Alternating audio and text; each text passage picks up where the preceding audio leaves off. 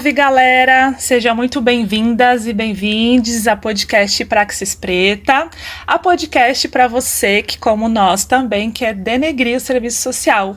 Afinal, se a coisa está preta, a coisa está muito boa, né? Eu sou a Priscila Lira, tô aqui com as companheiras, com a Dani Augusto. Salve, galera! Tô aqui também com a companheira Ayla Santos. Oi, gente! E a gente abre, né, mais esse episódio e, infelizmente, né, num momento complicado, né, na conjuntura brasileira, prestando solidariedade às famílias vítimas da Covid-19 e também declarando nosso total repúdio ao atual desgoverno genocida. E a gente pede licença para entrar aí no seu espaço, compartilhar com vocês as nossas reflexões do dia, nossas conversas. E no episódio de hoje, a gente tem um privilégio muito grande estar aqui com a presença da nossa companheira super querida, Suelma Inês, né? Oi, Suelma. Olá, Pri, tudo bem? E a Suelma, né, não é à toa, né, a gente indicar a presença dela para vir aqui conversar com a gente, porque ela é aqui em São Paulo, né, pelo menos nós que estamos aqui na atuação aqui em São Paulo, ela é uma referência para nós, né, seja enquanto mulher negra, militante dos movimentos sociais, assistente social, é uma grande referência. E com um currículo, né, imenso, assim, de muita contribuição para a nossa categoria. Então, Selma, fala um pouquinho de você pra gente, né, do teu currículo, tua passagem aí nesses espaços. Bom, então, vou começar. Bom dia a todos, todas e todes. Eu quero agradecer a Priscila, a Daniela e a Ayla, né, pelo convite, estar nesse espaço muito importante. Também quero parabenizá-las, né, pela iniciativa e contribuição para o serviço social.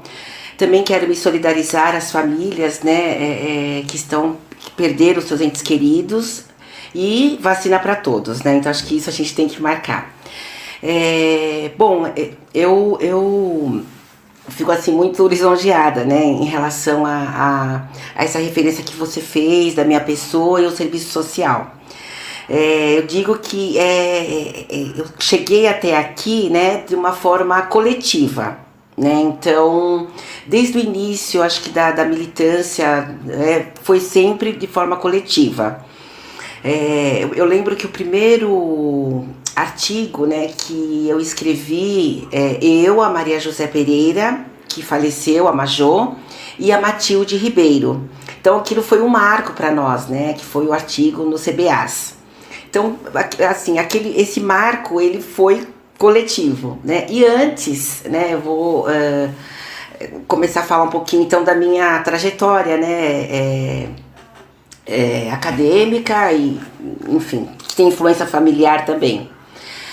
E aí eu fiz serviço social na década de 80, né, na PUC São Paulo, e eu diria que ali foi o divisor de águas da minha vida, né, na minha vida profissional, na minha vida, vou dizer, acadêmica e política, né?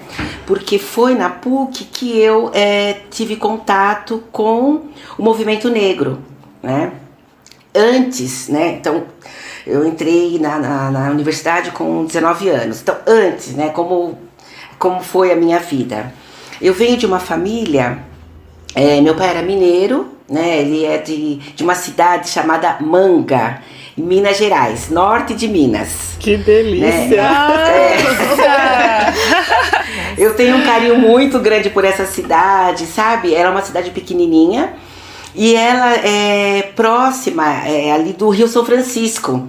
Então eu amo, assim, o Rio São Francisco, porque eu tenho essa memória de infância. Sempre quando nós íamos, né, até a cidade, meu pai fez questão de levar eu e meu irmão. Então a gente sempre ia visitar os familiares. E é essa memória de roça, porque Manga, a cidade já é pequenininha, mas a família do meu pai, eles moravam na roça, né? Então aquele chão de terra, aquela, sabe, bem, enfim, o mato mesmo, aquela coisa muito boa, né? E meu pai, ele veio para São Paulo sozinho, né? Ele foi criado por uma outra família, que é essa família que eu tinha como avós e tios. E a minha mãe é aqui de São Paulo, né? Nascida mesmo em São Paulo, e eu também nasci aqui, fui criada aqui em São Paulo. E meu pai, ele era uma pessoa que lutou muito, acho que como todas as famílias negras, a gente tem esse histórico, né? De luta, de vontade de ter um lugar, né? Ocupar um espaço decente na sociedade. Então ele veio muito com isso, e sozinho, né? E ele estudou, eu lembro que meu pai, ele era advogado, né? Ele estudou já, eu e meu irmão éramos, acho que eu tinha uns 9, 10 anos, e eu também lembro do meu pai fazendo a faculdade, né, o curso de Direito. Então isso é uma história muito bonita, porque ele foi um vencedor, né? Quer dizer, um homem negro, que a gente sabe a condição do homem negro, né, nesse país, tem tudo desfavorável, né? Então conseguir vencer praticamente sozinho é uma vitória. E o que ele dizia para nós, né, para mim e para o meu irmão, é que ele ia deixar como legado o estudo, né? Então a gente tinha que estudar, porque herança, as famílias negras, né? A gente não tem herança, a gente não adquire herança, né? A gente não adquire herança. Então a minha mãe, ela também tem um orgulho muito grande. Minha mãe é viva, ela tá com 86 anos. Meu pai faleceu muito novo, eu tinha 14 anos, né? E ele morreu com 42 anos. Também a história dos homens negros, né? Que dificilmente os homens negros... Super novo. Morreu muito novo. Morreu no auge da carreira, porque ele se formou, conseguiu abrir um escritório, e o escritório dele era na Avenida Liberdade, para quem conhece aqui São Paulo, né? Um lugar bem localizado. Então, assim, é muito orgulho, sabe? De ter essa referência, né? Do meu pai. E da minha mãe também. A minha mãe, ela era professora de corte e costura. Então a gente morava na região da Lapa, né? Minha família era toda da Lapa. Até hoje tem a casa da minha avó ali na região do Alto da Lapa, né? E a minha mãe dava aula de corte e costura, na igreja. Depois a gente tinha uma casa muito simples, rua de barro, valeta. Então eu passei uma infância bem na rua, sabe? Bolinha de gude, no final da rua tinha cocheira. É na região onde hoje é o CEAGESP. Não tinha CEAGESP naquela região. E então assim, eu fui criada. Meu pai sempre fez questão, então, que eu e meu irmão, eu tenho só um irmão, né, um casal, eu e ele. E eu sou a mais nova, ele é mais velho, diferença pouquinha também de idade, eu e ele. E meu pai, vocês têm que estudar. Estudei em colégio de freiras, ali naquela região da Lapa. Então, o bairro é um bairro classe média, né? Classe média alta. Eu e meu irmão eram os dois únicos pretinhos, colégio de freiras, imaginem, né? Então, e a gente estava ali, firmes e fortes. Meu avô levava eu e meu irmão para a escola. Então, tem essa história, esse legado de estudo, sabe? Muito forte na família, né? Meu irmão também é advogado. Eu tenho uma filha, minha filha é advogada. Eu tenho minha família, os filhos do meu irmão, ele também tem um casal, são advogados. Tem muito advogado na família. Acabou sendo a herança, né? A herança foi essa, né? Da oralidade, né? E eu tinha, assim, como eu falei, meu pai tinha família agregado, né? Foi criado por uma outra família que eu tenho como os meus tios e tias. E na casa da minha avó, mãe da minha mãe, ela ficou viúva muito cedo também, né? E ela teve um segundo casamento. E esse segundo casamento que eu e meu irmão reconhecemos como meu avô, minhas tias, eram todas da parte do meu avô, sabe? Que era o padrasto da minha mãe. Mas eu e meu irmão éramos as crianças da família, né? Porque meu avô não teve, né? Ele era viúvo e não teve filhos. Então, eu e meu irmão fomos criados também com muito mimo, né? Pelas minhas tias, que eram da parte do meu avô. Foi uma infância muito agradável, né? Mas assim, muito rígida, porque o meu avô a gente foi criada assim, chegava alguém, todo mundo era tio, né? Os amigos dele negros eram os tios, pede bênção. Então a gente foi criado da bênção, e a bênção é de beijar na mão, né? Dá bênção pro seu fulano, dá bênção pro seu ciclano. E eles também, meu avô e meu pai, eles eram daquela irmandade Nossa Senhora do Rosário dos Homens Pretos, ali no Largo do Paissandu, né? Então eles frequentavam, eram irmãos, né? Aí a minha memória também de infância, principalmente hoje é sexta-feira santa, né? Que a gente tinha procissão, eu saía de anjinho, então era um dia assim muito, né, muito de comemoração por conta a procissão que tinha, e eles, a irmandade, eu lembro da minha avó, sabe? Eu tenho um vínculo, meu avô, ele tinha um vínculo muito forte na igreja, ele era tesoureiro. Então, eu tinha essa relação com a negritude baseado na Irmandade Nossa Senhora do Rosário, né, por conta do meu avô e do meu pai. Então, acho que também foi uma referência muito interessante, porque até então eu não tinha, né, aquela discussão política, mas eu tinha a referência negra, sabe? E também por parte daquela educação de que a gente tinha que se comportar, né? Eu acho que nós negros, a gente tinha muito isso, era muito, né, reprimido, né? Então, saber estar nos locais, sabe, aquela coisa bem, né, rígida. E também porque a gente estava no ambiente, eu e meu irmão, brancos, né? Então, que era bastante. Hoje eu percebo o quanto era violento, mas e assim, ao mesmo tempo, era aquela coisa de acolher os dois pretinhos, sabe? Então, quando tinha festividade, eu e meu irmão, a gente ia. Os dois, sabe? Eles tinham aquele cuidado, as freiras, né? Bom, então isso foi a parte da infância. Quando eu entro na universidade, aí mudou totalmente, né, a visão, entra a discussão política, né, porque aí a gente vai para a universidade, cadê os negros da PUC, década de 80? Então tinha um aqui, outro ali, outro acolá, né, e a gente se juntou, então aí criamos o Grupo Negro da PUC, né, e no serviço social. Então, imagine, o PT chegando, então discussão política muito, né, muito forte, mas como hoje a gente também discute, né, pessoal, a gente não discutia a temática étnico-racial no curso de serviço social.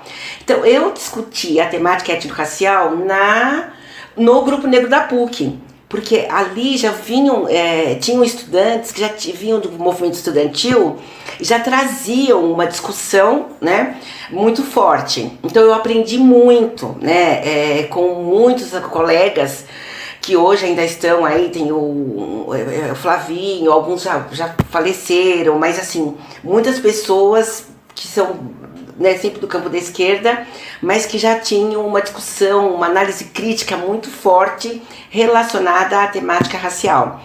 E ali foi a minha escola. E quando você escolhe serviço social, como foi essa escolha, né? Você já se preparava para entrar na universidade, né? Nos anos 80, enfim, como foi isso? Porque hoje a gente sabe, né? Da juventude, especialmente nós, mulheres negras, meninos negros, como que é esse processo de preparação, de almejar ir para a universidade? Você tinha referência do seu pai, né? Mas você teve uma escolha pelo serviço social. Como é que foi isso? Escolher essa profissão? Como o serviço social te escolheu, né? Então, e assim, eu falei pra vocês, né? A referência do meu pai, estudou com sacrifício, etc. Mas ele morreu cedo. Ele morreu, eu tinha 14 anos. Então, meu primeiro emprego foi aos 15 anos, né? Emprego registrada, tudo certinho. E aí, eu lembro que eu falei, eu tinha minhas tias. Uma delas, minha tia Ginoca, o apelido dela era Ginoca, ela tinha um trabalho social, ela não era assistente social, ela era enfermeira, mas ela era responsável pelo trabalho social na igreja, né, ali do bairro. Então, tudo era minha tia, todo o trabalho social era com ela. E eu também tive muito essa referência, sabe, dela fazendo esse trabalho. As pessoas batiam muito lá na porta da casa da minha avó. O assistencialismo, né, vamos dizer assim. Ela tinha essa prática assistencialista. Então eu convivi muito com isso. E assim, de uma forma geral, a família, né, a minha família era assim muito, como eu falei para vocês, de agregar pessoas. Eu tenho uma das minhas tias, que eu chamo de tia, ela era afilhada do meu avô, né, que meu avô pegou para criar desde pequenininha, né, então, por isso que eu falei, é uma grande família e que isso é muito bacana, a gente, né, sentir como é importante você acolher as pessoas, o cuidado, né? Enfim, isso me atraiu para o serviço social, porque eu confesso para vocês, quando a gente, assim, até na docência eu aprendi muito. Por que você escolheu o serviço social? Porque eu quero ajudar, eu quero né, fazer. Depois a gente desmistifica, a gente desconstrói, ótimo. Mas você tem eu tive, né, essa referência dentro da minha casa. E também eu gostava muito de odontologia, eu tinha alguns jornalismo, né? Tinha alguns cursos que me atraíam. Meu pai falava que eu ia ser médica, sabe? É óbvio, né? Depois a situação financeira mudou totalmente, nunca foi boa, né? Mesmo com ele a gente, né, tinha aquela vida apertada, porque, como eu falei, ele era mineiro, então minha casa sempre tinha os irmãos dele de Minas que vinham, né, ganhar lugar da acolhida, da primeira acolhida, né? Isso, então a minha casa também foi essa casa desse espaço. Então a gente vivia com muita simplicidade, né? Mas a gente ia conseguindo. Bom, aos 15 anos eu comecei a trabalhar, e aí quando, na época do vestibular, eu fiz aquele cruzamento. Bom, algo que já me atraía, essa referência que eu tinha, o serviço social, um curso, a gente olha o preço, porque eu tinha que pagar, né? Então eu tinha que trabalhar, eu já trabalhava, ajudava minha mãe, né, em casa com dinheiro, e tinha que pagar a faculdade. E aí eu falei, bom, prestei o vestibular, passei na PUC, passei, acho que também, se eu não me engano, passei na FMU, mas eu falei, eu vou. Nossa, eu fiquei muito feliz, né, quando eu tive a possibilidade de estudar. Então foi isso que me atraiu, sabe? Essa história minha aí das minhas tias. E depois eu fiz geronto, né, também, eu fiz mestrado em geronto. Vou até, assim, colocar geronto no meio, por quê? Porque as minhas tias, e hoje eu tenho minha mãe com 86 anos, eu sinto que meu pai morreu muito novo, mas são as mulheres idosas, né, e que ativas, sabe? Essa minha tia que eu falei pra vocês que trabalhava na igreja, ela morreu com mais de 80 anos. E ela sempre foi muito doente, ela tinha problema cardíaco, então, mas assim, muito ativa, sabe? E eu tinha uma outra tia que era a segunda, morreu também com quase 90 anos. Ela fazia o trabalho na pastoral carcerária, ela fazia as visitas ao presídio feminino, sabe? Ela, assim, então eu tenho essa referência de pessoas idosas ativas, né? E a minha mãe hoje tem 86 anos, ela é uma pessoa muito ativa também, né? Ativa em que sentido? Ela tem, que é uma coisa importante, né? O vínculo de amizades. Eu venho, como vocês já viram, de uma família católica, né? Então minha mãe também tem atividades lá na igreja, Nossa Senhora da Paz, que é ali no Glicério, né? Que eu acho muito bom, porque o trabalho que eles fazem é a Missão Paz com os imigrantes, né? Atualmente tem muitos haitianos, africanos, então os padres, eles procuram formar a comunidade. Isso é importante porque, por exemplo, minha mãe tem 86 anos, mas ela participa das atividades, ela ouve para saber o que está acontecendo, por que as pessoas estão chegando, porque existe muito preconceito em relação aos imigrantes negros, principalmente os negros, né? Então ela começa a entender as coisas porque ela não parou, ela está ativa, ela está acompanhando.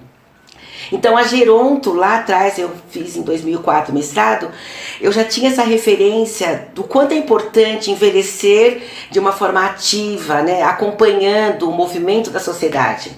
Então, só para falar também, o serviço social e a geronto, essa relação.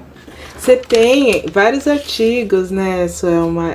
A gente também pesquisou isso na área do envelhecimento, né, da gerontologia. Acho que seria bem interessante você falar dessa questão do envelhecimento das pessoas negras, né? Você falou do seu pai, Seu pai, né, faleceu muito jovem, né, um homem negro, e aí tem toda essa história que você contou aqui pra gente, mas é bacana também esse olhar, né, para os lugares em que a população negra ocupa no espaço socioocupacional, né, e esse cruzamento com o envelhecimento, né, e a necessidade das políticas públicas também voltadas, né, com esse olhar mais interseccional, com esse marcador da diferença. E pegando esse gancho também, né, você falando, eu fiquei pensando o quanto essa história se repete, né, nas famílias pretas, né, dessa morte, seja por externo, né, ou de algum tipo de doença, o quanto ela se repete e o quanto isso se traduz também nas políticas públicas. Por exemplo, a gente vê agora esses dados da vacinação, que fala a população preta está se vacinando menos. Mas também, né, a população que está sendo vacinada agora, que são os mais velhos, quantos pretos conseguem chegar lá, né, nessa idade de 90, né, mais de 90, né? Então, acho que também fazer esse gancho também, né, com essa coisa do envelhecimento da população negra e como se reflete nas políticas públicas, né? Fiquei também curiosa, né, que no seu mestrado, né, em gerontologia, você estudou sobre o envelhecimento da população prisional, né, que é majoritariamente negra, né, e o quanto que, como as meninas trouxeram, né, que não é colocado direito ao envelhecimento para a população negra, né? Ou ela é morta ou encarcerada, né? E o quanto que ainda assim, sendo encarcerada, né, não tem nem esse direito de envelhecer, né? Como é que se dá isso? Eu achei bem interessante, né, sua dissertação de mestrado que foi defendida em 2003. Então, já pegando esse gancho aí também, que eu acho que conversam as coisas. Então, pegando essa questão, vou falar um pouquinho do movimento negro para chegar também nas discussões, né? Eu lembro que quando nós estávamos, então, na militância dentro da universidade, as questões que nós falamos hoje, então, do encarceramento em massa, né, toda a problemática relacionada às mulheres negras, as doenças, né, a gente pautava, a gente trazia, o movimento negro já estava, sabe, discutindo. Então, pegando até esse exemplo mesmo que eu falei para vocês do meu pai, então, morreu com 42 anos, e doente, né, ele tinha hipertenso, enfim, mas assim, se a gente pega o histórico, o estresse, toda, né, a vida, né, difícil, porque para você conseguir vencer, eu digo assim, peguei meu diploma, né, é muito difícil. Então, parece que não, mas as doenças, as causas externas, elas vão acometendo as pessoas. Né? E depois com família. Psicologicamente, inclusive. Psicologicamente. Né? Então, toda a tensão. Eu lembro que meu pai era uma pessoa, nossa, não tinha horário pra nada, não comia, não se alimentava direito, muito, né? Aquela vida bem atribulada mesmo. Enfim. É algo que nós, né, assim, em relação, como você falou, Priscila, das políticas públicas, precisamos pensar. Né? A população negra, ela tem o direito de envelhecer. Né? Porque nós trabalhamos muito. Quando eu falo pra vocês, gente, eu comecei a trabalhar com 15 anos de idade. Nossa, trabalhar é difícil, né? Porque você trabalha, você tem que estudar, você tem que tirar as notas, tem que fazer os trabalhos, você tem muitas tarefas. Então, e isso a gente ainda fala assim, tem pessoas, por exemplo, o meu trabalho, ele era um trabalho, eu era secretária de uma irmã lá na Cúria, que uma dessas minhas tias até que conseguiu esse emprego pra mim. Mas imagina quem fica limpando o chão. Né? Eu tenho amigas que eram babás, desde jovens babás. A responsabilidade de você tomar conta de uma criança, né, sendo jovem também, e tem que estudar. Então, acho que a trajetória nossa, do povo negro, é uma trajetória que nós precisamos pensar, né, dialogar, para ir alterando para as crianças que estão chegando. Né? A gente tem que parar o trabalho, pensar no trabalho infantil, pensar nos adolescentes que estão na Fundação Casa. Né? Essa semana no Gerés a gente fez uma discussão com a Regina do Amparar, a associação que cuida Isso. Então é muito triste a gente saber como os adolescentes e também a população carcerária estão sendo tratadas agora na pandemia. Né? Assim, se antes já era muito crítico, e a gente sabe, tem reportagens, né, tem denúncias, mas não muda a situação. As meninas violentadas, a questão das meninas, eu tenho assim relatos das meninas homossexuais que sofrem muito lá dentro, né? Então, eu acho que são questões, até a gente saiu com essa, depois da roda de conversa que a gente fez com a Redi nessa semana, a missão assim, temos que sensibilizar assistentes sociais e a sociedade assim, para essa questão, né? Como é que a gente lida, como é que a gente pode colaborar para que de fato o Estatuto da Criança e Adolescente seja respeitado lá dentro, porque não é respeitado. As autoridades precisam ter um olhar diferente, né, diferenciado para a questão das crianças e adolescentes, porque eles têm uma vida pela frente. E são os negros, né, que estão lá, os negros, pretos e pardos, né, que estão lá dentro.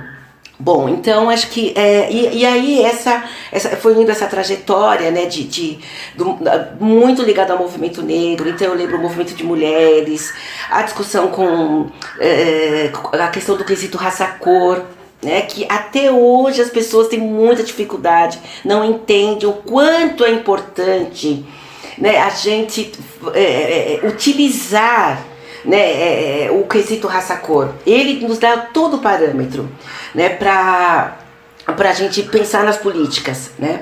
Eu lembro que no seminário de serviço social, que teve na Unifesp, né, lá no final do ano, a gente apresentou um trabalho sobre envelhecimento aquele programa PAI, que tem aqui em São Paulo. O PAI recebeu prêmios, é um sucesso, né, acho que vocês conhecem, atendimento ao idoso. E eles, porque a saúde é avançada, a saúde faz a coleta, né, do quesito raça-cor. O PAI também faz a coleta, mas e é isso que a gente quer dar continuidade a essa pesquisa. Os dados estão nas fichas, nos prontuários, dentro de um armário, né? Então o PAI, que é um programa excelente, né? Como os idosos negros estão conseguindo acessar, né? Como é que está isso? A gente precisa discutir, a gente precisa fazer com que chegue até de fato quem precise. Então utilizar esse indicador do quesito raça-cor é fundamental, né? Então, transformar esses números em políticas públicas. Em políticas públicas. E quando eu fui, eu trabalhei na penitenciária do estado durante 6 anos, né? E era um outro mundo que eu, assim, falar gostei é estranho, mas assim, eu acho que foi muito importante conhecer o outro lado do muro. Eu acho que é isso, sabe? Foi muito importante, porque quando você está ali, né, estudando os casos, conversando, a gente precisa conhecer, sim, essa realidade, né, conhecer a vida das pessoas. Então, e aí depois eu acho que é extremamente importante isso, Suelma, desmistificar, né? Acho que você está falando é fundamental, porque a nossa categoria precisa disso o tempo todo, né? A gente teve recentemente postagens no Facebook do CRES, quando houve uma postagem do massacre do Carandiru, um posicionamento da nossa categoria muito forte na linha punitivista, né, conservadora. Então é muito importante você falar isso, porque eu acho que o serviço social está necessitando desse debate urgente, né? Exatamente, então, a gente precisa. Desculpa te interromper, que eu achei isso muito importante. Não, ótimo, acho que a gente esse bate-papo mesmo. Então, trazer a problemática das crianças e adolescentes, que é muito séria, né? Eu acho que a presidente, não sei atualmente, acho que é presidente, né, da Fundação Casa, a gente precisa se aproximar, ele tem que tomar a rédea do que ocorre lá dentro, porque afinal de contas as crianças e adolescentes estão sob guarda do Estado. Não é? Então, se ocorreram problemas aqui fora, lá dentro, eles precisam ser cuidados, né? Cuidados. Então, o que a gente vê é o descuido e a violação dos direitos.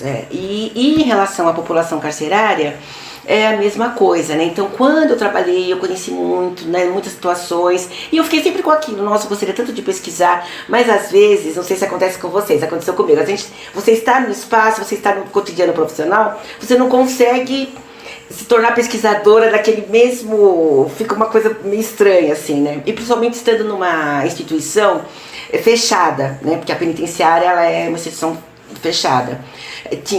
Era mais difícil ser pesquisadora, né, nesse tipo de instituição. Quando eu saí, que eu fui trabalhar na Prefeitura de São Paulo, aí entrei no mestrado, comecei também na docência, falei, agora é a hora, eu vou pesquisar, né, vou voltar para aquele espaço, pesquisar. E então foi por isso que eu optei fazer envelhecimento no presídio, né?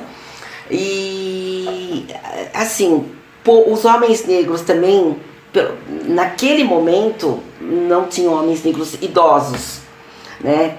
Porque você tem muitos jovens, a gente sabe hoje o perfil, né? Jovens que são presos por conta de tráfico. Não sei se vocês viram, só um parênteses, os Estados Unidos está mudando a lei, né? Agora em relação ao uso da maconha, porque a população carcerária, mais de 700 mil homens negros presos por conta de porte de maconha, porte pequeno de maconha. Hoje aqui ainda acontece isso, né? Então você vê muitos meninos, né? Os pretos e pardos presos às vezes, né? Por conta disso. Bom, aí eu pesquisei então, essa foi o que me levou então a pesquisar o presídio, foi por conta dessa minha trajetória, né? Como assistente social no sistema carcerário. Foi bem interessante, eu gostei bastante dessa pesquisa. E aí na docência era muito difícil também se tocar nesse assunto, porque as alunas vêm com aquele pensamento, ajudar sim, mas assim, a questão dos direitos humanos, não. Então é muito polêmico ainda, né, a gente desconstruir. Conservador, né? É como se deixassem de ser pessoas, né? Uhum. E essa coisa bem preconceituosa, porque a gente sabe, né, como você falou, a maioria das pessoas que estão lá não estão... São pessoas, não estão cumprindo pena por esses pequenos delitos, né? É o ladrão da margarina, é o ladrão da bolacha, é o que estava com uma trouxinha de maconha. A maioria não são por crimes contra a vida, que é esse preconceito, né, de que né? Não, né? São esses pequenos crimes que... E quem faz, de repente, os outros... Nem tem acesso à defesa, tem acesso... Não estão lá, né? Então, é uma justiça perversa, racista, e que não cumpre esse papel de socioeducação também, né? Então, é uma visão... Crimes contra a propriedade privada. Sim, né? É uma visão muito conservadora da sociedade que a gente vê que está muito presente na categoria, sim, né? Sim, infelizmente. Sim. Então eu acho que assim, essa nossa discussão étnico-racial, eu acho que a gente está vivendo um momento único, né? Porque assim, a capilaridade da discussão, né, cresceu bastante. Eu lembro até a pesquisa, né, a campanha. Então, se vocês pegam os documentos, foi assim, da década de 80, então foi crescendo, né, aos poucos, né, a categoria. Pegando o gancho ai, desculpa, Suelma, mas eu fiquei curiosa quando você começou a falar do grupo negro da PUC. Como foi, né, esse processo, e quando você escreve esse primeiro artigo pro CBAs com a Matilde Ribeiro, com a Maria José, o quanto tem disso, né, desse acúmulo de você se encontrar com esse movimento negro, se foi realmente isso, vocês trazerem de fora do movimento essa discussão para a categoria, né, escrever sobre isso, até para o Gerés, quanto também foi esse passo para também constituir, como foi a constituição do Gerés, como foi esse encontro, né, incorporar essa discussão do movimento negro para o interior da categoria? Então, nós fizemos justamente essa discussão. A gente falou assim, olha, a gente precisa, exatamente essas palavras, Priscila, levar a discussão, essa discussão que para nós é tão presente, né? A gente era assim, de segunda a segunda, movimento negro. Sábado era o dia inteiro reunião, aquele ativismo. Até eu tenho um casal de filhos, né? Eu tava falando pra minha filha, eu falei, hoje as redes sociais, quando a gente tem algum protesto, a gente vai pras redes. Antes, a gente, na década de 80, 90, eu lembro muito protestos na porta, por exemplo, da loja Americanas, porque você entra, o segurança fica perseguindo alguém, né? Uma pessoa negra entra, o segurança fica perseguindo. Então, nossa, vamos protestar na porta da loja Americana. A gente tinha muito... E sem WhatsApp, né? Não tinha nada, né? Não tinha nada. Então era ao vivo e a cores. Imagina! Era manifestação mesmo, loja americana, racista. A questão dos... A gente antes tinha muito emprego, a gente procurava emprego no jornal, né? Hoje não tem mais emprego nos jornais. Mas assim, a questão da boa aparência, o movimento negro batia muito nessa questão da boa aparência, sabe? Então, são alguns elementos que a gente combatia para você ter uma sociedade, de fato, abrir caminho para todos nós. Né, para quem estava vindo, para quem está estudando. Eu lembro situações extremamente racistas que eu vivi ali na região da PUC. Eu e a Majô, né, a Maria José do artigo, estávamos no ponto de ônibus. Eu estudava de manhã porque eu trabalhava à tarde, eu era digitadora. Então era aquela correria para a faculdade de manhã, depois ia para o serviço, e às vezes no serviço fazia hora extra à tarde e às vezes à noite, né? Noite, madrugada, aquela loucura. Bom, aí uma vez a gente estava no ponto de ônibus, que ela também trabalhava na parte da tarde, e veio uma senhora ali, imagine, na Perdizes, Cardoso de Almeida, a saída da PUC tinha um ponto de ônibus lotado de estudantes, mas a senhora veio, se dirigiu a mim e a Majô, e perguntou se nós sabíamos de pessoas que queriam trabalhar como empregada doméstica, porque ela estava precisando de empregada doméstica, se a gente sabia. Então, sabe que você fica assim, sabe? Você fica na hora sem reação, né? Porque você fala, poxa, tanta gente no ponto de ônibus, né? Tinha outras brancas, né? As meninas brancas, enfim. Imagina, a materialização assim, do racismo o que o nosso corpo representa, né? O que o nosso corpo representa. Perfeito. Né? Duas pessoas pretas no ponto de ônibus, né? Só poderiam representar. Nós não éramos estudantes. Acho que a última coisa que ela pensou, que a gente também fez parte daquele grupo maior, né? Então, são esses detalhes, a gente fala, nossa, caramba, né? O tempo inteiro a gente tem que estar, né, falando e militando. Bom, então acho que isso foi assim bastante favorável para a gente levar essas discussões enquanto mulheres negras, né? Enquanto assistentes sociais negras. E só que naquele momento é interessante que a gente não a gente saía, a gente não estava olhando para a profissão, a gente levava a profissão para o movimento negro. Né? Então, na época tinha a Maria Inês Barbosa, que ela é a primeira assistente social que discutiu racismo na saúde, né, na década de 90. Também foi uma luta, ela defendeu o mestrado, o doutorado dela na saúde pública. E eu lembro, assim, a luta da Inês, é isso que nos causa estresse, é isso que nos adoece, né, para você dialogar com o orientador. Então, era a Maria Inês, era a Edna Muniz, né, que depois estava discutindo aí a questão do conhecimento raça-cor. Então, a gente saía, né, o curso de serviço social era a base para a gente levar as discussões do movimento negro. E depois, né, a gente começou a fazer, então, o caminho inverso. A gente falou, mas a nossa formação tem lacunas, né, porque tudo que a gente aprende não é no serviço social, é fora, né. Então, a classe trabalhadora tem cor. E a gente falava muitos sindicalistas negros que também não debatiam a temática étnico-racial. Então, naquela época, você fazia encontros com sindicalistas para levar a discussão étnico-racial. Então, o movimento negro, eu acho assim, gente, um movimento, uma organização social muito importante. Né? E isso desde a travessia, né, do Atlântico, porque é algo que eu lembro, assim, a Frente Negra brasileira, a importância da Frente Negra, a imprensa negra na década de 30, né, os clubes, né, o Aristocrata Clube na década de 60, a importância, né, dessas organizações do movimento negro. Porque esse movimento que veio trazendo as mudanças. Então, se a gente, por exemplo, a lei 10.639 a 11.000, né, fruto do movimento negro, e a dificuldade para a gente implantar, né? Que vocês sabem, as escolas não conseguem trabalhar ainda com a lei, mas a lei sair. Saúde da população negra, a luta para se dizer, olha, a população negra tem diversos problemas. Eu tenho uma colega que ela trabalha população em situação de rua. População em situação de rua, o censo já mostra, é preta, né? E como é que a gente consegue, né? A gente estava discutindo esses dias, ela falou assim, o ciclo de violência de muitas mulheres que estão em situação de rua, que já foram abusadas dentro de casa, que depois estão na rua. Então você tem aquele... E elas vão na UBS, elas não vão, porque elas sabem que chegando lá, o corpo delas representa o quê? Algo que ninguém quer. Né? Então é isso que nós falamos, que a nossa luta é intensa, sabe? Então o movimento negro ele teve esse papel muito importante, né? E de a gente construindo as discussões e depois fazendo o movimento contrário. Eu lembro muito da Magali, né? A Magali Almeida, né? Assim, também sindicalista, e o quanto ela trazia de discussões, né, para o interior da categoria. Então Suelma,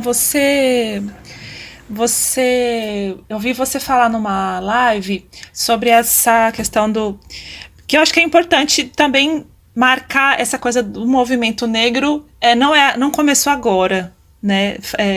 Tudo que hoje pra gente já sempre existiu, tá consolidado, foi na base de muita luta, né? Você fala essa coisa da boa aparência, né? Então, hoje a forma como se milita, enfim, né? Tem toda aí uma construção que é acúmulo do movimento negro, né? E é isso, desde a travessia, né? Não começou agora. E achei interessante você falar, né, que vocês estavam trazendo a categoria pro movimento. Você acha que agora está acontecendo o inverso, né? A gente agora trazer o movimento pro interior da categoria. E aí eu já vou até antecipar, né, o que estava pro final, mas pós esse acúmulo do que foi a campanha Assistentes Sociais no Combate ao Racismo, da época que você fez esse primeiro artigo para agora, você vê que houve avanço, a gente teve avanços, e quais seriam os desafios agora, né? Porque a gente acumulou, né? O movimento negro trouxe esse acúmulo, mas e agora? Qual é o desafio que está aí posto, né? Então, Priscila, você tinha até perguntado, eu até anotei aqui para não esquecer, coloquei os desafios, o acúmulo e falar do Gerés, porque acho que o Gerés ele aponta um pouco essa questão dos acúmulos, né? E há 11 anos atrás, porque ele existe há 11 anos, eu lembro que a Augusta, né, que vocês conhecem, a Guta, né, que participou também do comitê, ela estava dentro do CRES, né? Participando das discussões do CRES. E aí, assim, o CRES lá atrás tinha as comissões, né? Habitação, direitos humanos, etc. E também aquele limbo, né? Eu lembro a Tânia Diniz, uma época, mas vão ter as eleições do CRES, eu não quero participar para levar a temática étnico-racial.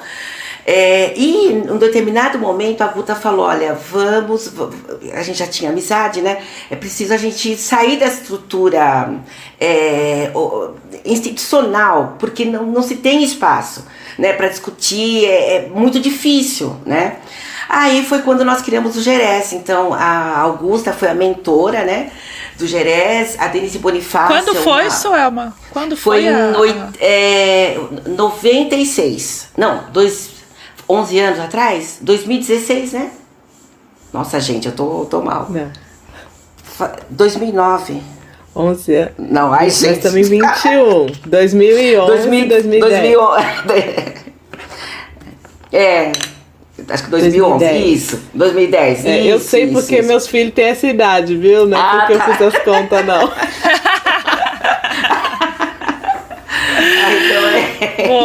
Boa referência. A idade dos filhos. Obrigada, não é boa de matemática, não. Matemática não é o nosso forte. Então, lá atrás, esse 2010, foi quando a Guta falou, a gente podia começar a discutir, trazer essa discussão para fora da instituição CRES, né? Porque aí a gente consegue debater as nossas angústias do serviço social, né? Tem uma lacuna. Bom, aí a gente organizou então a Cajali, a Denise Bonifácio, a Natalina Almeida, a Aline, um grupo, né? Se organizou, vamos começar a fazer as reuniões, e foi muito produtivo, porque até então não se discutia mesmo. Então a gente fazia as reuniões, gente bombava dos estudantes, né? A maioria era os estudantes. que iam e traziam as angústias de TCC, quero discutir, o professor fala que não é importante. Bom, então nesses 11 anos eu diria que teve um acúmulo, sim, e que agora, igual eu estava ouvindo vocês falarem, a representatividade por exemplo assim, a Renata lá na Unifesp, toda a movimentação, né, que foi feita, acho que o seminário, a campanha, né, então acho que assim, o Brasil, em termos de serviço social, acho que a gente precisa, ainda tem muito a ser feito. Por quê? Se a gente pega, até, Priscila, o resultado da campanha, né, que eu sempre tenho isso como referência, os dados, então se a gente for cruzar o número de assistentes sociais, né, e a participação é baixa ainda, é muito baixa, então a gente tem que ampliar muito, inclusive com assistentes sociais, com todas, brancas, negras, amarelas, porque a categoria, ela é diversificada, ela é diversa, então eu vejo que ainda somos nós, né, eu diria assim, o grupo cresceu, nós somos as protagonistas, né, e estamos dando, né, continuidade esse trabalho que vocês estão fazendo, né, para ter a mudança e chegando cada vez mais, né. Acho que a Ayla levantou a mão, né, alguém quer falar? Eu posso pegar um gancho, Suelma, na verdade, do que você está trazendo, sobre esses desafios e os avanços. A gente teve em 2018, né, um documento da ABEPS, que é o Subsídio para o Debate sobre a Questão Étnico-Racial, né, da gestão de 2017-2018. E você na docência, né, enquanto docente, tem também pautado a importância desse debate também em relação ao estágio, né? E acho que é bastante importante pensar, né, que eu acho que o próprio documento vai trazer a importância desse debate no ensino, na pesquisa e na extensão, né? E aí, né, a sua contribuição no campo da docência e também a sua luta no campo do estágio, né? E aí que está totalmente vinculada a uma atuação profissional, né, que a gente possa ter uma atuação antirracista e que envolva também, como eu, mulheres brancas, né, nessa construção, né? Então eu acho que eu já queria aproveitar nessa questão dos desafios. Como é que você vê os desafios no âmbito da academia, da formação, do ensino, da extensão, né? Vinculando o estágio e a atuação profissional. Uhum.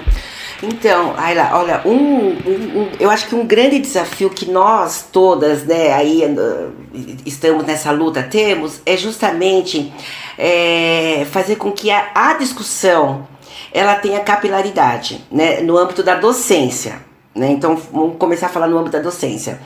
Porque tem muitas, assim, docentes que às vezes ainda não entendem essa nossa movimentação, sabe? O porquê dessa discussão, se é necessária, se não é. Então, acho que ainda precisa ter essa capilaridade, né? Quando a gente que não é só coisa dos pretos, né? Não é só coisa dos pretinhos, né? Exatamente. Então, entender, por exemplo, vou pegar um item, que é a questão das mulheres negras, né? Porque o serviço social é uma profissão majoritariamente feminina. Então, quando nós discutimos a questão do feminismo negro, é importante ir na história e entender o que nós estamos falando, né? Eu acho que isso é um grande desafio, né? Porque tem muitas resistências, enfim, e ninguém está disputando poder nenhum. Nós queremos simplesmente que as pessoas desconstruir, né, descolonizar o nosso pensamento. É isso. Então acho que esse é um grande desafio.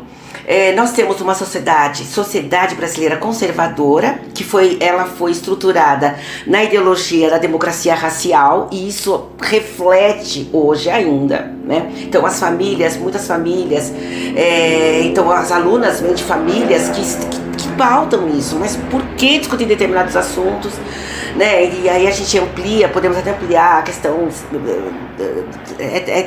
da sexualidade, a questão das religiões, né? Então a gente tem isso. Então acho que é um desafio também quais as estratégias, né? Então eu sei que a gente discute muito a questão da transversalidade nas disciplinas. Então é importante discutir nos fundamentos, é importante discutir na ética. Então essa transversalidade da temática, né, que é um outro desafio, né? Porque só tem uma professora que discute em seminários da prática, mas tá, e aí, né? E as outras disciplinas? Por isso que é importante a questão da estatística, a questão dos indicadores, né? Acho que dá pra gente, nossa, explorar bastante em todas as disciplinas. E a questão do estágio. Eu lembro que eu faço parte da Soweto também, Organização Negra.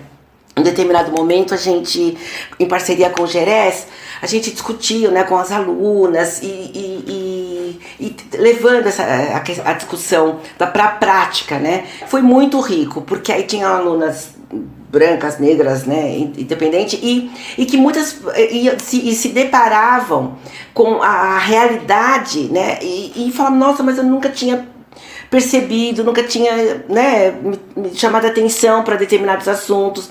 Então, a gente sabe, o serviço social, eu venho também da docência de universidades privadas, que é uma outra realidade das públicas, né? Dei aula numa universidade do grupo Uniesp, que agora virou Universidade do Brasil, na época do boom do FIES. Então, quando eu iniciei ali, eu falei, nossa, que mundo, muitos alunos negros, né? Alunas mais velhas, né? Então foi uma realidade. As trabalhadoras, né? As trabalhadoras, então tinham alunas que eram empregadas domésticas, muitas alunas que são trabalhadoras da saúde, são as técnicas, né, que estão ali na linha de frente.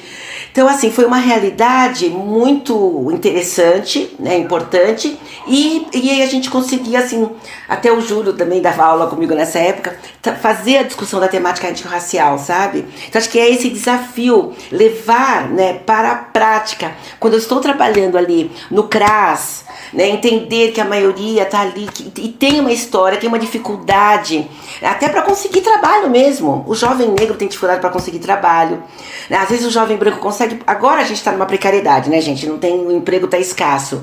Mas, assim, a nossa realidade, de uma forma geral, ela vem com muito mais dificuldade. E a gente precisa prestar atenção, que eu acho que é o desafio pós-pandemia, né? Como é que vão ficar a defasagem escolar? Né? Então muitos abandonaram as escolas, já iam com dificuldade de abandonar. Então acho que os assistentes sociais que estão aí nas organizações precisam pensar em estratégias, né, para acolher, para, né, dar um suporte para essa juventude, né? Quando a gente fala juventude periférica, mas a juventude não pode ser só jargão, é um pessoal que precisa mesmo, né, das políticas, né, para ter uma outra condição de vida. Então acho que são muitos desafios, né, que nós temos, e o campo de estágio é rico nesse sentido, né, porque ali o aluno vai estar trabalhando, mas tem um supervisor, o supervisor precisa entender também. Por isso que eu digo, o nosso trabalho né, e assim, quanto mais igual esse trabalho que vocês estão fazendo é bacana, porque aí a pessoa pode estar, eu vou ouvir, né, então ouve uma coisa, são estratégias, né, muito importantes, né. Sim, com certeza. E se a gente olha as produções, né, a gente vê uma ausência, né, não é nem uma ausência de produções, existem as produções, tem sua produção, você tem o seu livro, né, tem artigos, mas tem um certo apagamento mesmo, né, dessas produções teóricas de mulheres negras, não só dentro da profissão, né, mas enquanto sociedade, mas também reflete muito fortemente dentro da profissão, né. Então, eu fico pensando nessa importância, né, de vocês que estão produzindo, né, que já tem um acúmulo sobre isso e poder transversalizar as disciplinas, né, porque senão fica um núcleo, uma disciplina sobre, né. Exatamente. Eu acho que isso que você traz, Suelma, é super importante, porque essa é um grande desafio mesmo na parte da formação, né, na superação dessa produção, desse apagamento, né. Por exemplo, quando a gente tem os núcleos, né, os GTPs da ABEPS, né, então tem o nosso GTP, que a gente fala nosso, né, porque aquele espaço, raça, tal, gênero, né, mas assim, tem os outros GTPs, né, os outros GTPs são tão importantes quanto, acho que não, né, e que também tem que trazer essa dimensão, né, étnico-racial. Então não é porque nós estamos num determinado GTPs que os demais GTPs não vão estar discutindo, né? Então, por isso que eu digo, esse é o nosso desafio, essa transversalidade, né? Para, de fato, a gente ter uma alteração na sociedade. E também uma coisa que nós sempre falamos, e acho que no serviço social e em outros, né, outros profissionais, é que, assim, por exemplo, assim, cada uma de nós, a gente tem alguma especialidade, né? Então, amanhã depois, vocês têm os mestrados, né? Quem já foi pro doutorado. Nós falamos de diversos temas também, né? Não só Então, porque a gente traz a transversalidade. Então, isso que eu acho que é legal, que o movimento negro contribuiu bastante, porque você pode falar de qualquer... Tem economistas, né? Tem o pessoal da engenharia, tem o pessoal da arquitetura, né? Discutindo, por exemplo, eu trabalhei muito tempo na habitação.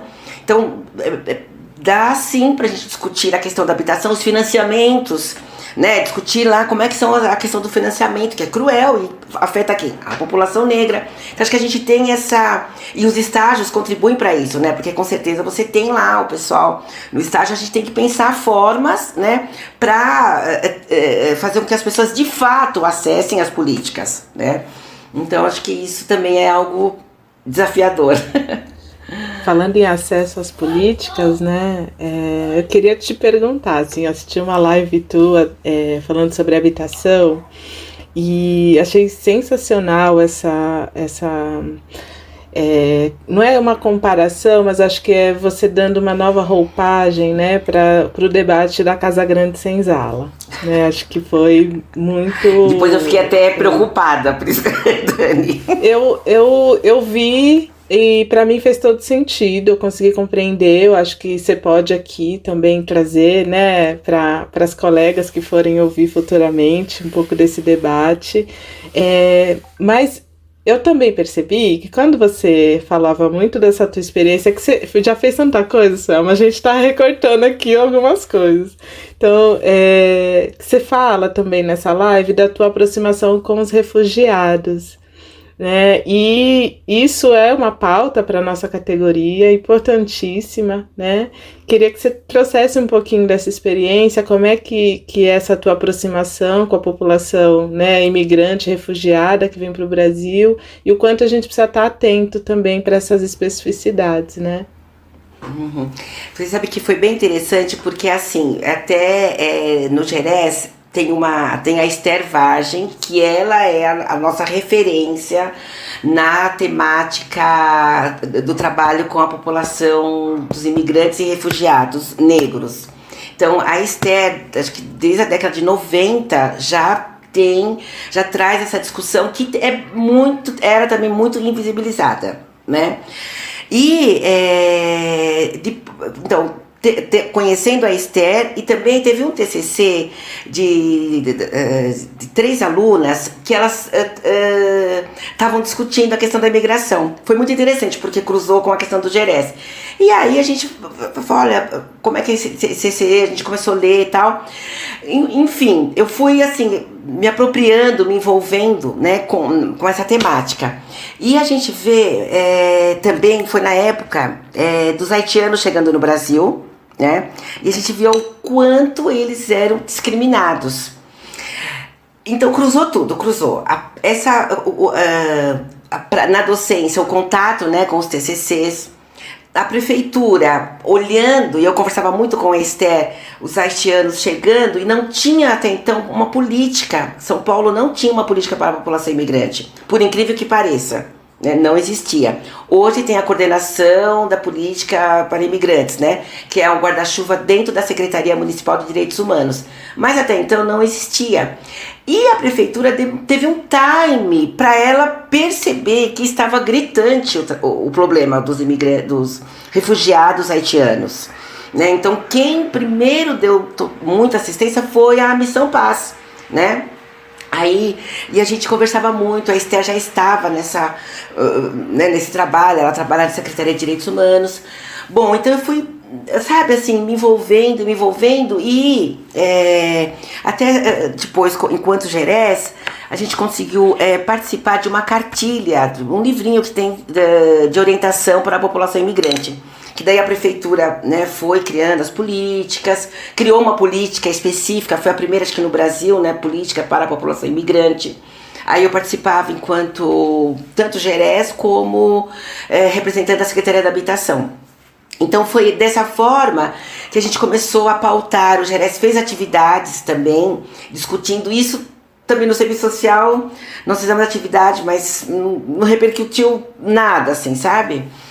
Mas assim, a gente já, então é isso, né? A gente já tem trazido a discussão, já há bastante tempo, e assim, muito tendo a Esther como nossa guia, né, na discussão. Ela e o Alex, que é o sobrinho dela, o Alex Vargem, são nossos, né, gurus, vamos dizer assim, na discussão.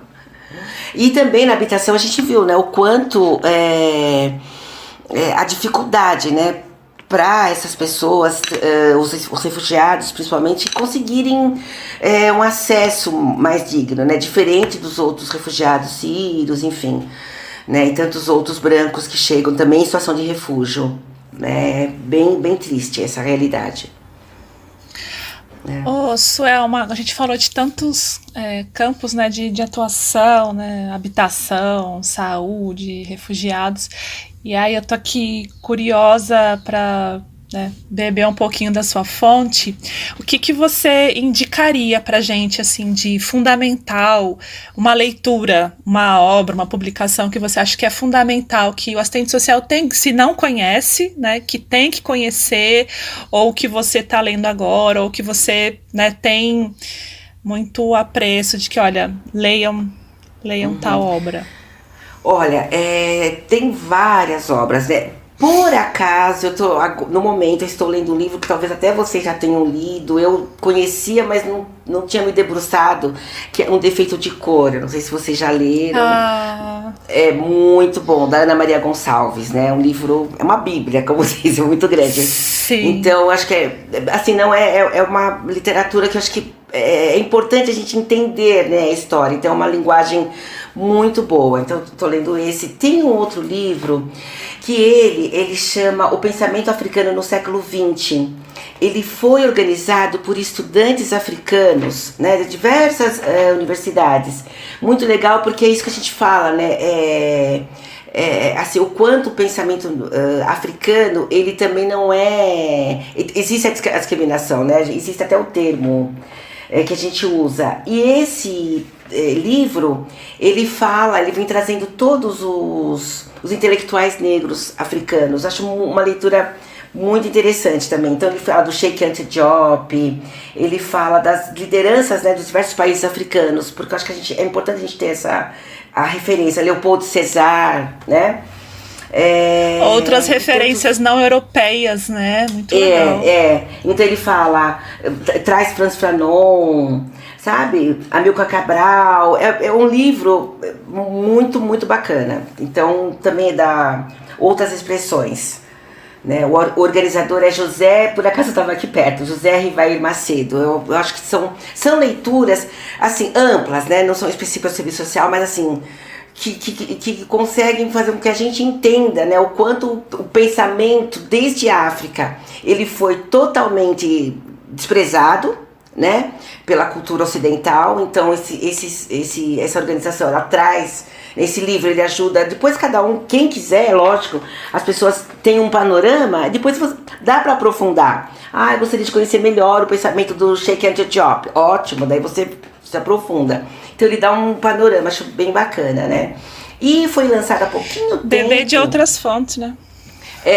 O livro 40 anos do Movimento Negro, né? Movimento Negro Unificado, a Resistência nas Ruas. Ele foi organizado pelo Enio Braus, a Givanilda Santos, que é da Soweto, e o José Adão de Oliveira, o Adãozinho. Foi pelo Sesc e a Fundação Perseu Abramo, porque esse livro também, ele conta a história dos 40 anos do movimento negro. Então tem muitos detalhes, muitas ações. Eu acho que é uma leitura também bem interessante, sabe? Pra gente dar continuidade à luta e saber o que, né, tantas coisas que já aconteceram. Né? Eu sempre aprendo muito, sabe? Inclusive agora a gente está fazendo... organizando o acervo da Soweto, e tem muito material. A ideia é depois ir para o campo virtual, né? Aí quando tiver o lançamento eu até aviso vocês, porque carece, né? A gente carece de bibliotecas, de onde eu procuro determinado tema. Eu quero saber a história a luta das mulheres negras em São Paulo, luta contemporânea. Então, Sueli Carneiro, tá, mas e o movimento? O que foi feito? Né? Tem muita coisa, né? Então acho que é bacana. Então, acho que assim, a priori, né, acho que essas três... Muito rico, assim, Suelma, te ouvir já é pra gente, nossa, é a memória viva, né, da luta, de todo o teu trabalho. E eu fico aqui imaginando como é que é isso, assim, você é mãe, você é trabalhadora, professora, militante, né? E uma militante das braba, né? Porque essa é a tua história. Eu fui ver fotos também em redes sociais, né? O quanto você circulou internacionalmente, inclusive. E como é isso, sim. né? Como que foi dar conta dessa quantidade de coisas, né? E de trazer pra gente ainda uma memória tão viva, mas uma memória que nos instiga, que nos mostra, né, o quanto é possível fazer essas defesas, acreditar, desconstruir muita coisa que a gente foi construindo, né, de forma muito equivocada pela educação cartesiana que a gente tem. E a tua história viva, ela vai mostrando pra gente que é possível sim, né? Obviamente que respeitando a nossa saúde mental, né? Fazendo nosso autocuidado, mas como é pra você, assim, olhar pra trás e ver todo esse legado, né? Porque a gente nem chegou nas tuas publicações, você falou de outras pessoas, mas nem chegou nas tuas, então como que é? Fala um pouquinho das tuas também. Então, na verdade, assim, eu até é algo que eu me cobro muito, né? Porque hoje eu fico muito orgulhosa, eu leio a produção das colegas, até teve no dia da reunião das assistentes sociais, o grupão, né, da frente. A reunião da frente, o seminário, e a Sheila estava ali participando, e eu fico muito orgulhosa, eu gosto muito do artigo dela. Bom, enfim, estou citando porque foi a última pessoa que eu, assim, fiz um oizinho, nós não nos conhecemos pessoalmente, mas eu vejo hoje o quanto, né, as docentes, né, estão produzindo, né? A gente tem a Márcia Eurico, temos o próprio artigo da Renata, a Magali, gente, eu não gosto de ficar citando porque pode ficar alguém de fora, a Roseli Rocha, mas é muito bacana. Então, essa produção, eu acho que não sou praticamente nada diante, né, do volume de produção das colegas, né, e eu fico muito orgulhosa, né, de saber que as produções estão aí e contribuindo, né, justamente para a formação, porque tem algumas que já precisam fazer parte da referência do serviço social. E eu me cobro porque, assim, eu acho que eu não escrevo, eu tenho dificuldade, inclusive, para escrever, eu preciso melhorar muito, né? Eu não estou no momento. Lembra que eu falei que eu comecei a trabalhar com 15 anos? Então chega uma hora que a gente precisa parar também, né? Descanso, fazer outras coisas. É óbvio que a militância continua, né? Óbvio. Então eu tô num outro momento, né? Agora, sempre foi muita correria, muita luta. Eu tenho 2 filhos, né? E eu falo isso pra minha filha, né? Eu falo assim, olha, gente, às vezes você tem criança pequena, o trabalho e a militância, a gente vai. Quando você olha pra trás, você fala, puxa, como foi bom, né? A gente conseguir ir fazendo as coisas. É óbvio, gente, que o tempo é muito importante para nós, né? A gente conseguir também fazer as coisas com calma, uma leitura, né? Só que, infelizmente, a nossa vida às vezes não permite, né? O ritmo de vida nosso. A gente precisa trabalhar, precisa sobreviver, né? Enfim. Aí as viagens, elas vieram da militância, né? Então eu sou muito grata, assim, participar do Fórum Social Mundial. O primeiro Fórum Social Mundial que teve na era Lula foi na África, né? E aí a gente conseguiu, enquanto Soweto, ir para o Quênia. Foi uma experiência maravilhosa. Eu e as pessoas, nós fomos em 4 pessoas da Soweto, a gente parecia criança quando nós pisamos lá no Quênia, no solo africano. Nossa. Criança chorando de emoção, foi muita emoção. A tua militância, Suelma, enquanto movimento negro, é via Soweto? Então, o que acontece? Eu comentei do GNPUC, né, Grupo Negro da PUC. Depois as pessoas se formaram, né, a gente saímos da vida de estudantes, mas migramos para a Soweto. Então foi criada a Soweto, que inclusive vai fazer 30 anos a Soweto esse ano. Né? Então eu ainda estou vinculada a Soweto, é um grupo de pessoas que eu tenho como amigos, né? A gente vira até uma família, porque tanto tempo, né, que a gente está nessa caminhada de militância. Então já faz muito tempo que eu faço parte da Soweto, né? Então em termos de atuação, hoje eu estou na Soweto e o Gerês também, então são essas duas frentes.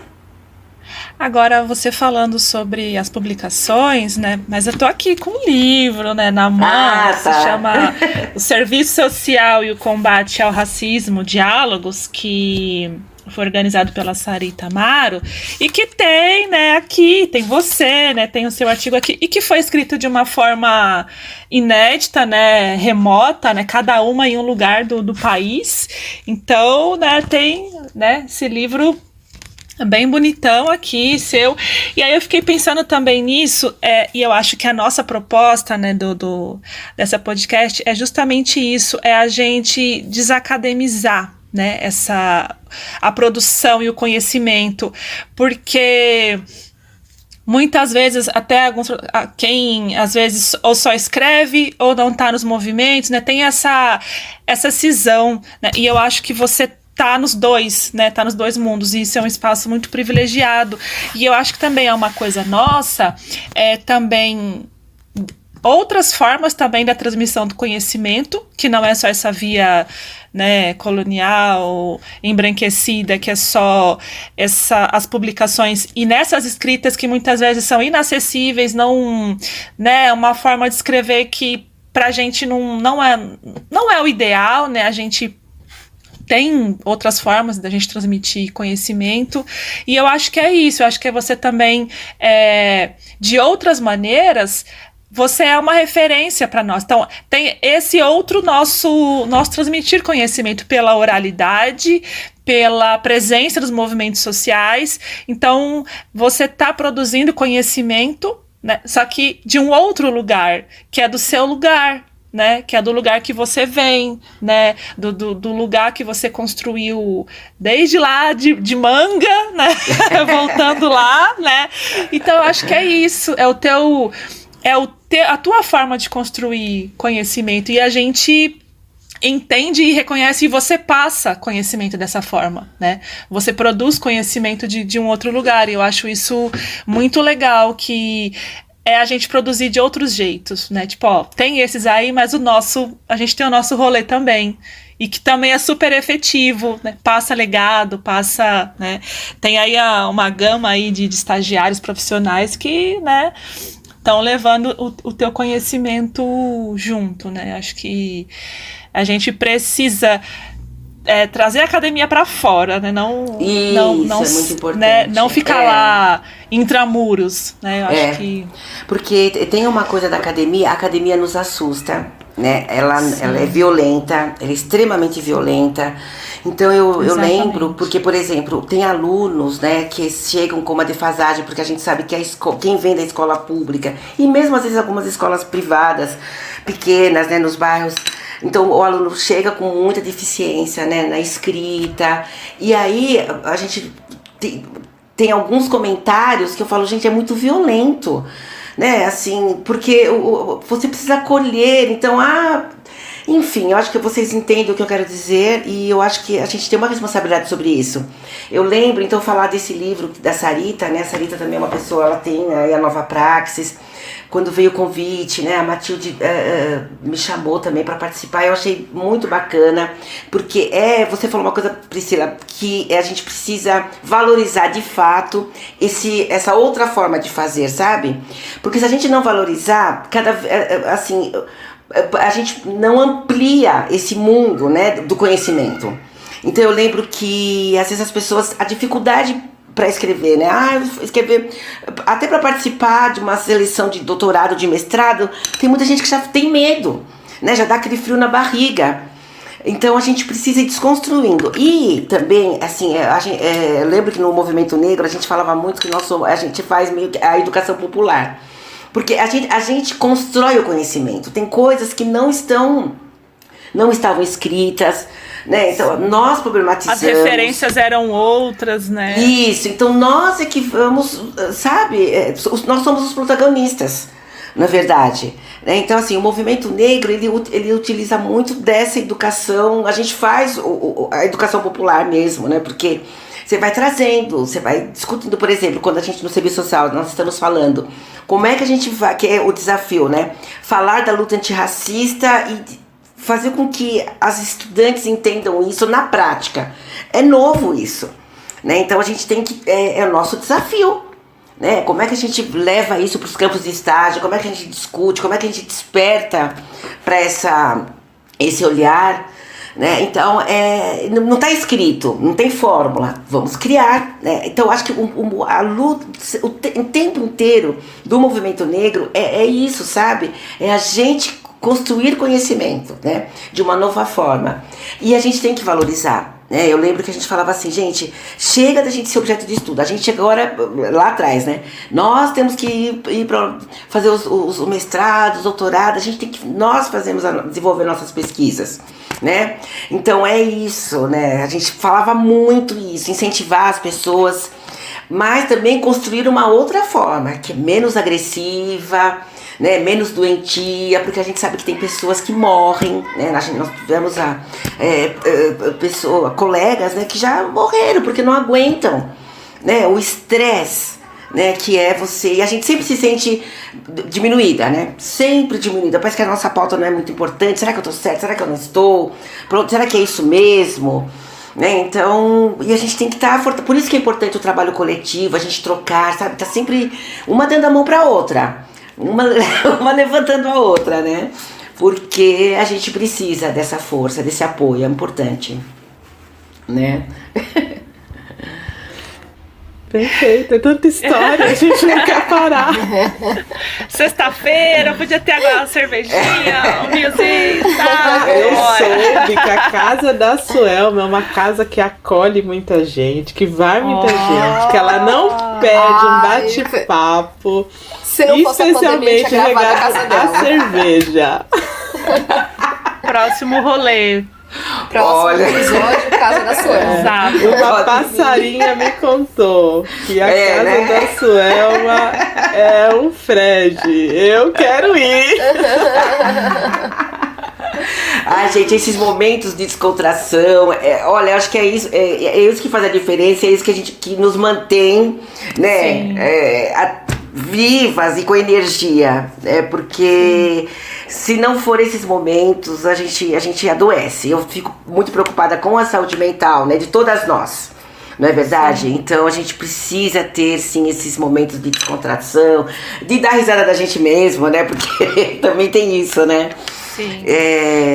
Enfim. Transformar dores em luta, né? Isso a gente só faz no coletivo. Né? No coletivo, Estamos no coletivo, nós no coletivo. Com nós, nos aquilombar, né? Pra nos fortalecer, pra nos fortalecer. Gente conseguir seguir, né? E aí, falando em alguém falou, né? Vou trazer também a contribuição de uma companheira nossa, especialmente sua, que você conhece muito bem. E ela também vai ter um momento aqui de participação com a gente, que a gente pediu para ela falar de você, né? Sobre você, porque ela te conhece bem. E aí ela mandou pra gente uma poesia em sua feminagem. E aí eu vou botar aqui o áudio dela, vou fazer surpresa, tá? E você vê se você reconhece quem é a voz dela. Tá bom. Vamos lá.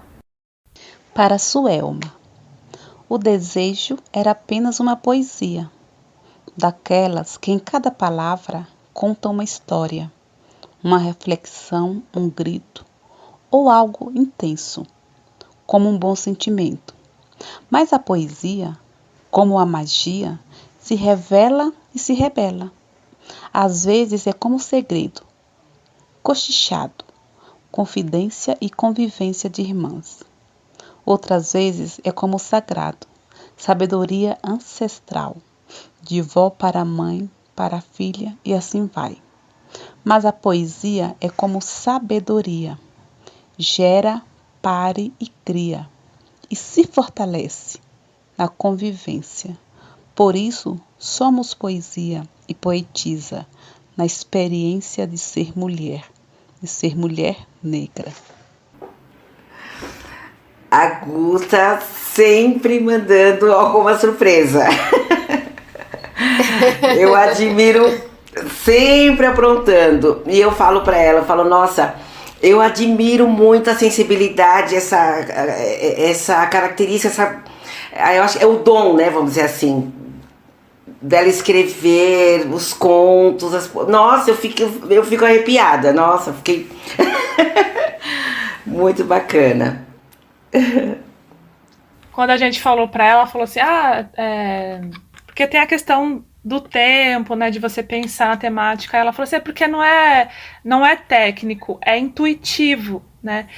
E aí quando eu falei pra ela qual era a proposta, aí ela, é isso, né? Aí veio assim, e foi legal porque também acabou conciliando com aquilo que a gente estava falando, né, de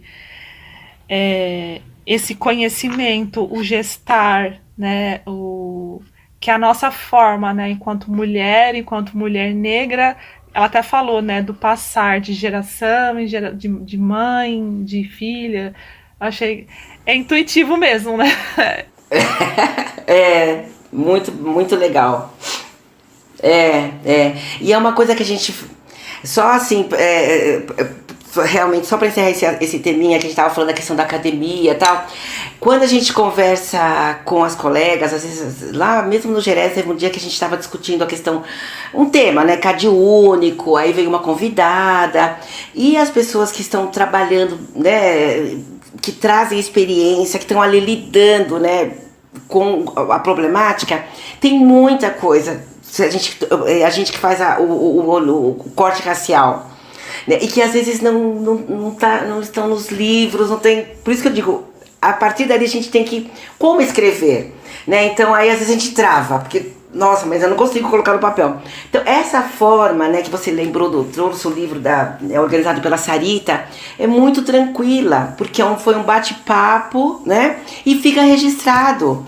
Acho isso, a gente precisa construir dessas formas, porque com certeza nós vamos enriquecer muito a nossa profissão, com a prática, com o olhar, né, que as nossas colegas que estão em diversos espaços ocupacionais têm, né, com o viés racial, e que às vezes não estão na academia, né, como eu falo, gente, a matéria-prima está na prática, né, é dali que surgem todos os nossos questionamentos. Mas como é que a gente consegue trazer isso para esse espaço de discussão?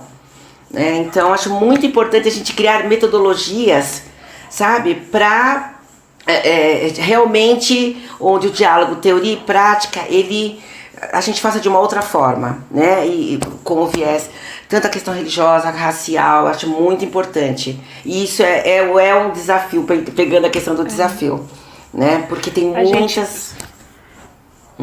A gente precisa reconhecer outras formas de conhecimento, né? Eu acho que a gente ficou muito nessa do conhecimento, o que a branquitude reconhece como conhecimento, né? Como produção. Só que a gente sabe que tem muitas colegas, assistentes sociais, ou não, ou até que estão nos movimentos sociais e que às vezes não tem nenhuma formação profissional, mas que estão produzindo um conhecimento, uma potência tão incrível, né, nas periferias, fazendo um trabalho de base tão importante, mas por não ter nenhum artigo publicado sobre isso, esse conhecimento não é como se não existisse, mas está lá. Exatamente, né, tá fazendo parte, tá produzindo, né, de outras formas. Então, acho que criar essas metodologias que a partir do diálogo, sabe, registrando as conversas, né, porque aí a gente consegue trazer os elementos, né, para reflexão, e que traduzem o que nós queremos dizer sobre a questão a discriminação, o racismo, né, racismo estrutural, racismo institucional. Então, eu acho que a gente precisa pensar, sabe, sobre isso. É bem importante, né? Enfim. Fica aí o desafio, né? A gente perguntou pra... Né, foi de supetão, né? Mas a gente queria também ver com você... considerando a ideia da podcast, né? Tudo que você falou sobre a sua trajetória, sobre o que você pensa de uma atuação antirracista e tal. O que seria para você uma praxis preta? Olha, praxis preta. Acho que praxis preta o que vocês estão fazendo é a praxis preta. Então, refletir, agir, né? Na dimensão antirracista. Né? Então, a gente precisa colocar em ação o nosso pensamento preto. Né? Para mim, a praxis preta é isso. Então, tudo que nós estamos fazendo, esse percurso, né? Essa trajetória, né, com todas as companheiras, todas as assistentes sociais que já vieram antes de nós, inclusive, é praxis preta, né, dentro do serviço social. Para mim é isso. Uau. Mesmo lembrando o Sebastião, né, que a gente faz o recorte, o Sebastião estava no momento, né, Sebastião Rodrigues, do conservadorismo, sim, mas a gente coloca ele também na praxis preta, né, porque o que ele propôs foi muito avançado para a época, né? Que ele já falava tanto da prática dele como colocar a dimensão na profissão. Então nós todos aqui é a praxis preta. Então o nome que vocês deram para esse trabalho, para o podcast, vocês foram muito felizes, viu? Que maravilhosa! Muito bom! Nossa, muito legal. Delícia de conversa. Bom, gente, infelizmente, né, a gente tem que encaminhar para o final, mas a gente já fica aí com a perspectiva do próximo episódio, vai ser lá na Zona Leste. Ao vivo e a cores. Com certeza, gente. Vem vacina, que a gente, né, tá precisando desses encontros. É verdade. Então, Suelma, a gente quer te agradecer muito, muito pela sua disponibilidade, assim, imediata já de topar estar aqui com a gente, dessa forma, né, virtual. E muito obrigada por toda a tua trajetória, sabe? Tudo que você acumulou e contribuiu para a gente estar avançando aqui hoje, né, enquanto militância, enquanto profissionais, mulheres negras, né, e a gente se reconhecer nessa tua luta, nessa tua produção de conhecimento, né, que essa é o que fica pra gente, né, que enquanto vocês, mulheres negras que vieram antes da gente, foram muito importantes pra gente, né, ir avançando nessa construção, que a gente sabe que, né, a gente quer ver logo resultados, mas a gente sabe que tem um caminho grande aí, né, e de onde a gente partiu, tudo, e reconhecer o que a gente já acumulou, né, acho que isso até para nossa saúde mental é importante, né, dizer, olhar para trás, olha como era e olha como a gente tá avançando sim, né, e então,